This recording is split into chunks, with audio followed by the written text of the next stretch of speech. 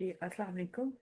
आज जो हम बात कर रहे हैं वो डिफाइन एंटरप्रेन्योरशिप के बारे में बात करें। एंटरप्रेन्योरशिप को अगर हम डिफाइन करें तो उसके बेसिकली 4 एलिमेंट्स मिलेंगे। पहला एलिमेंट हमें क्या बताता है? Entrepreneurship is defined as creating a new business idea. ये जो न्यू बिजनेस आइडिया है उसको क्रिएट करना, फिर after taking moderate level of risk. Moderate level of risk हमने ना लो ना high, moderate level of risk लेना है। असेंबल करना है रिसोर्सेज को। वो क्यों करना है? ताकि हम अर्न कर सकें प्रॉफिट को। अब जो हमने बात की है creating a new business idea, creating a new business idea क्या कहते हैं?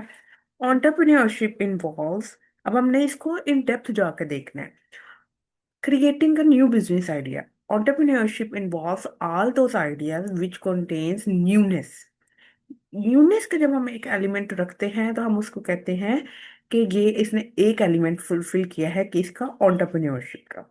Without having an element of newness an idea can not be considered as entrepreneurship. अगर किसी एक आइडिया में न्यूनेस का एलिमेंट नहीं है तो हम उसको बिजनेस कह सकते हैं पर एंटरप्रेन्योरशिप नहीं कह सकते। ठीक है। Without having an element of newness an idea cannot be considered as entrepreneurship। अगर तो एलिमेंट न्यूनेस का नहीं है तो हम उसको क्या कहेंगे कि entrepreneurship नहीं है। अब हम एक न्यूनेस किसको कह रहे हैं? न्यूनेस के लिए मैंने यहाँ पर आपको एग्जांपल कार्ड करके दी है। वो ये है, for example if a cart of fast food is already exist at your desired location, then this will not considered as entrepreneurship। अगर तो आप जहां पर अपनी कार्ट लगाना चाह रहे हैं या शॉप ओपन करना चाह रहे हैं, अगर वहां पर ऑलरेडी एक कार्ट लगी हुई है, ठीक है, फास्ट फूड रिलेटेड, तो फिर वो न्यूनेस नहीं है। फॉर एग्जाम्पल अगर आप शवारमा जिंगर बर्गर के हिसाब से एक कार्ट ओपन करना चाह रहे हैं, शॉप ओपन करना चाह रहे हैं, और वहां पर उसके साथ ही ये दो शॉप्स छोड़कर वहां पर पहले ही एक फास्ट फूड की शॉप ओपन है, तो फिर हम उसको एंटरप्रेन्योरशिप नहीं कहेंगे। वो एज अ बिजनेस हम उसको कह सकते हैं पर एंटरप्रेन्योरशिप नहीं कह सकते। एंटरप्रेन्योरशिप हम कब कहेंगे? एंटरप्रेन्योरशिप का हमने भी पढ़ा ना, क्रिएटिंग, आपने ये देखा creating a new business idea, जिसमें हमने कहा कि न्यूनेस होनी चाहिए। न्यूनेस, ये जो न्यूनेस है इसको हम कहते हैं कि न्यूनेस। ये जो न्यूनेस है ये कब आएगी? जब हम कोई न्यू चीज इंट्रोड्यूस करवा रहे होंगे। ऑन द अदर हैंड, मैंने यहाँ पर आपको एग्जांपल दिया, on the other hand if you run a business to deliver homemade food at your area because office people want to buy homemade food but no one offer this service to your area, then this will be considered as an entrepreneurship। मैंने यहाँ पर आपको एक आसान से example से क्या समझाने की कोशिश की है कि आप क्या ओपन करना चाह रहे हैं, डिलीवर करना चाह रहे हैं होममेड फूड की सर्विस आप देना चाह रहे हैं। किसको देना चाह रहे हैं? ऑफिस में जो काम करते हैं उन लोगों को। ठीक है, उन लोगों को आप ऑफिस में होममेड फूड की सर्विस देना चाह रहे हैं। क्यों दे? और वहां पर और कोई ऐसी सर्विस आपके आसपास नहीं दे रहा। ठीक है, आपके आसपास के एरिया में कोई होममेड फूड सर्व नहीं कर रहा उन ऑफिस पीपल के लोगों को, घर का बना हुआ खाना, तो आप वहां पर क्या करेंगे? तो ये जो आप काम स्टार्ट करने का सोच रहे हैं ये एंटरप्रेन्योरियल एक्टिविटी कहला सकती है। Then this will called be considered या कॉल्ड एंटरप्रेन्योरशिप, तब हम इसको एंटरप्रेन्योरशिप कहेंगे। फिर हमने बात की थी ये जो दूसरा एलिमेंट है, ये जो हमने यहाँ पे बात की थी कि 4 एलिमेंट्स डील करते हैं एंटरप्रेन्योरशिप को, जो कि दूसरा एलिमेंट है after taking moderate level of risk. जब वो मॉडरेट लेवल ऑफ रिस्क की हमने बात की तो वो मॉडरेट लेवल ऑफ रिस्क हमने क्या कहना है? मॉडरेट लेवल ऑफ रिस्क ये है, before start entrepreneurship and entrepreneur take moderate level of risk. वो अभी एंटरप्रेन्योरशिप स्टार्ट, अपनी एक्टिविटी स्टार्ट नहीं करता लेकिन वो रिस्क उससे पहले ले लेता है। कैसे लेता है? वो ये, अब जिस तरह हमने बात की कि वो एक ऑनलाइन बिजनेस, वो होम डिलीवरी का बिजनेस स्टार्ट करना चाह रहा है, डिलीवरी का होममेड फूड का ऑफिस लोगों को। तो जब वो ये कर रहा है तो उसको नहीं आइडिया कि वो लोग उसको सक्सेसफुल कर सकते हैं, वो लोग इसको अप्रिशिएट करेंगे या नहीं करेंगे। तो वो पहले क्या ले रहा है, वो एज अ रिस्क ले रहा है। तो हमने यहाँ पे बात करनी है कि एंटरप्रेन्योर जो लेता है वो मॉडरेट लेवल, ना लो लेवल का ना हाई लेवल का, मॉडरेट एक दरमियाने से लेवल का रिस्क लेता है। अब यहाँ पे हम बात करते हैं, देखते हैं क्या है। Before start entrepreneurship an entrepreneur take moderate level of risk before because an entrepreneur start a new idea, क्योंकि वो एक न्यू आइडिया ले ला रहा है मार्केट में और उसको नहीं पता ये आइडिया appreciation के काबिल है या नहीं है।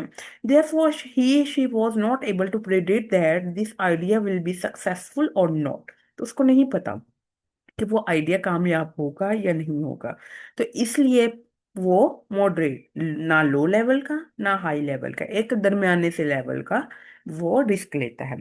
कैसे लेता है? फॉर एग्जाम्पल, हम मैंने यहाँ पर आपको एक एग्जाम्पल कोट की है ताकि आप आसानी से समझ सकें। For example, you start a tuition centre at your home. मैं ज़रा इसको जूम कर देती हूँ ताकि आप लोगों को अच्छी तरह से नजर आ जाए।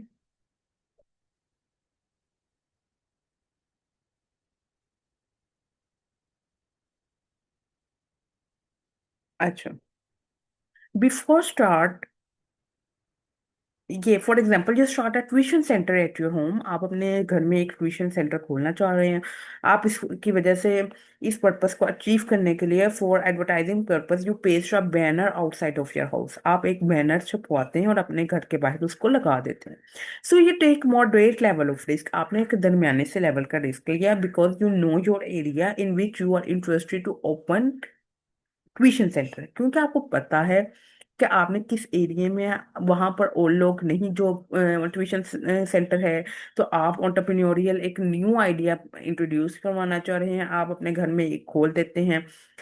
ऑन दी अदर हैंड, आपने ये दरमियाने से लेवल का रिस्क लिया, आपने अपने थोड़े से रिसोर्सेज भी लगाए बैनर को छुपवाने के लिए, लेकिन आपने एक हाई लेवल का रिस्क नहीं लिया। एक हाई लेवल का रिस्क वो कैसे बन सकता था? On the other hand, you not take high level of risk and paste banner at those areas which are far from your house.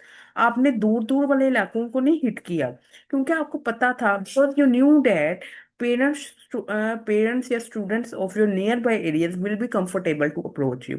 क्योंकि आपको इस चीज का आइडिया था, जो आपके आसपास के लोग हैं आपको सिर्फ वही अप्रोच कर सकते हैं। जो दूर दूर वाले एरिया होंगे वो आपको नहीं अप्रोच करेंगे, वो कंफर्टेबल नहीं होंगे। ना उनके पेरेंट्स कंफर्टेबल होंगे, ना वो स्टूडेंट्स खुद कंफर्टेबल होंगे। तो आपने एक मॉडरेट लेवल ऑफ रिस्क लिया। आप असेंबल करते हैं रिसोर्सेज को। आपने असेंबल कैसे? आपने यहाँ पर देखा था कि थर्ड जो एलिमेंट था वो असेंबल ऑफ रिसोर्सेज। ठीक है, असेंबल रिसोर्सेज।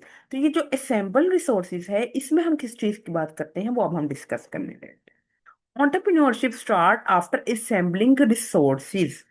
रिसोर्सेज आगे कौन कौन से ये रिसोर्सेज हो सकते हैं? These resources could be of two types. वो दो किस्म के हो सकते हैं, financial resources and human resources. Financial resources कौन से होंगे? फाइनेंशियल रिसोर्सेज ऐसे रिसोर्सेज जो कि इन्वॉल्व करते हैं मनी को, involve those resources which are the result of money. जो मनी के फॉर्म में आते हैं उसको हम कहते हैं कि ये फाइनेंशियल रिसोर्सेज है which are the result of money. For example, आपने ट्यूशन सेंटर का खोलने का सोचा तो आप वाइट बोर्ड्स लेंगे, आप चेयर्स लेंगे, आप बोर्ड मार्कर्स लेंगे। तो ये सब चीजें कहाँ से आई हैं? ये आपने एक्सचेंज की है। एक्सचेंज किससे की है? मनी, आपके पास पैसे थे, आपने मनी लगाए, लोगों के पास ये चीजें थी, आपने उनसे खरीद ली। तो सेलर से आपने ये खरीद थी, सेलर ने आपको बेच दी, तो दोनों ने एक्सचेंज ऑफ मनी की। तो एक ने अपनी चीज, अपने पैसे दिए, दूसरे ने अपने रिसोर्सेज, अपनी चीजें दे दी। तो वो जो चीजें हमें मिली वो अब हमारे लिए क्या है? व्हाइट बोर्ड्स हैं, चेयर्स हैं, बोर्ड मार्कर्स हैं, और आपने इसके बदले में क्या दिया है? पैसे। तो ये जो पैसे आपने दिए इसका हम क्या कहते हैं? Financial resources. Whereas human resources involve skills and knowledge.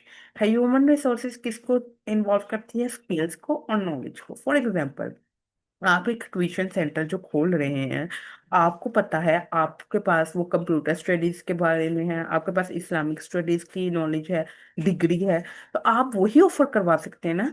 अब एक आर्ट्स वाला साइंस सब्जेक्ट्स को ऑफर नहीं कर सकता।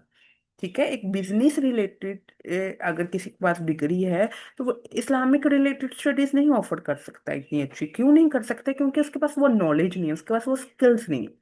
तो वो कौन कर सकता है? वो इंसान कर सकता है जिसके पास नॉलेज है, स्किल्स है, उस चीज के बारे में एक्सपीरियंस है। तो वहां पर हम कहते हैं ये हमारा ह्यूमन कैपिटल है, ह्यूमन रिसोर्स है। तो हमने जब एंटरप्रेन्योरशिप में बात करते हैं, एंटरप्रेन्योरशिप में हमने जब असेंबल करना होता है रिसोर्सेज, तो हमने फाइनेंशियल रिसोर्सेज और ह्यूमन रिसोर्सेज को दोनों को कंबाइन करके एक एंटरप्रेन्योरियल एक्टिविटी को लेके चलना होता है। एक और पार्ट है कि वो क्या है, अर्न प्रॉफिट। हमने ये बात की थी ना यहाँ पर, फोर्थ पॉइंट, ये हम सब कर क्यों रहे हैं? ये हम सब इसलिए कर रहे हैं कि हम अर्न कर सकें प्रॉफिट। एंटरप्रेन्योरशिप की डेफिनेशन में last but not the least एक ये पार्ट आता है कि प्रॉफिट अर्निंग। तो ये जो प्रॉफिट हमने अर्न किया, ये अब हम अर्न करने, इसके बरअक्स अगर हम वेलफेयर करना चाह रहे हैं तो वो एंटरप्रेन्योरियल एक्टिविटी में नहीं आएगा। अब यहाँ पे हम बात करते हैं कि लिखा क्या है, another important element about the definition is of the entrepreneurship is to earn profit. For example, if you want to open tuition centre just for the sake of educating children without charging fee, आप fees नहीं उससे charge करते, आपका purpose क्या है? आपका purpose ये है कि आप वेलफेयर ऑफ द सोसाइटी करें, आप लोगों को जस्ट एजुकेट करें, आप प्रॉफिट अर्न ना करें, आप बच्चों से फीस ना चार्ज करें, आप जस्ट उनसे क्या करें, आप उनको बस एजुकेट करते हैं। तो ये जो आपने जस्ट एजुकेशन प्रोवाइड किया विदाउट चार्जिंग फी, इसको हम कहते हैं वेलफेयर ऑफ द सोसाइटी। ये एंटरप्रेन्योरियल एक्टिविटी का पार्ट, अगर तो आपने अर्न प्रॉफिट नहीं किया तो एंटरप्रेन्योरियल नहीं है। जैसे ईदी साहब हैं, ईदी साहब ने जब काम किया तो उनका प्रॉफिट अर्निंग नहीं था उनका मकसद। उनका मकसद क्या था? उनका मकसद था कि लोगों की वेलफेयर हो सके। तो अगर आप फीस चार्ज करते हैं तो वो अनप्रॉफिट हो जाएगा। और इसके बरअक्स अगर आप फीस नहीं चार्ज करते, आप जस्ट एजुकेट करना चाह रहे हैं, तो उसका पर्पस क्या है? Welfare of the society. आज के लिए इतना ही, डिफाइन एंटरप्रेन्योरशिप के लिए इतना ही हवाले से। आपको ये कैसे आ सकते हैं क्वेश्चन? आपको फॉर एग्जांपल मैं ऐसे दे दूं कि एक पैराग्राफ लिख दूं, आपको मैं एक पूरी केस स्टडी बना के दूं, आपको मैं कहूं कि आप आइडेंटिफाई करें कि आपने फाइनेंशियल रिसोर्सेज क्या हैं और ह्यूमन रिसोर्सेज क्या क्या हैं। मैं आपको कहती हूँ एबीसी बिजनेस है, उन्होंने स्टार्ट किया, उधर उन्होंने चेयर खरीदी, उन्होंने ब्लैक बोर्ड खरीदा, उन्होंने चेयर खरीदी, उन्होंने टेबल खरीदी, उन्होंने कबर्ड खरीदी, सब कुछ खरीदा उन्होंने वो। और इसके साथ साथ उन्होंने लोगों को हायर किया। तो अब आप बताएं कि इसमें से फाइनेंशियल रिसोर्सेज कहाँ पर यूज होंगे, ठीक है, और ह्यूमन रिसोर्सेज का कहाँ पर हमारे साथ डीलिंग आएगी। तो आप इन सब चीजों को मद्देनजर रख के आप बताएं कि आइडेंटिफाई करें कि हमारे फाइनेंशियल रिसोर्सेज कौन से हैं और ह्यूमन रिसोर्सेज कौन से हैं। तो आज के लिए इतना ही। अब एक किस्म का ये एक आपको मैंने क्विज का एक किस्म का आपको केस स्टडी सी बना के जो छोटा सा बताया है कि इस तरह से एक क्वेश्चन आ सकता है। तो आपने इसके लिए प्रिपेयर होना है। जज़ाकल्लाह, अल्लाह हाफिज़।